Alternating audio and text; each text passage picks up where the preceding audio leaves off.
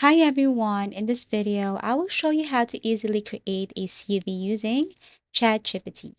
So first and foremost, you have to create an account here on ChatGPT. And then once you have created an account, then you can just follow this prompt. You have to create a prompt. For example, can you help me create a professional CV? I'm applying for a job title position.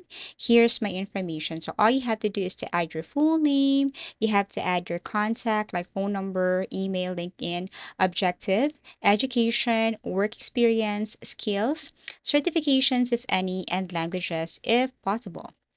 Once done, then press enter. ChatGPT will instantly generate a clean and structured CV for you. Now, basically, you can review and edit the content and make sure everything is accurate and tailored to your job application. Now, if you are not satisfied with the result, you can ask ChatGPT to make my CV sound more confident and professional.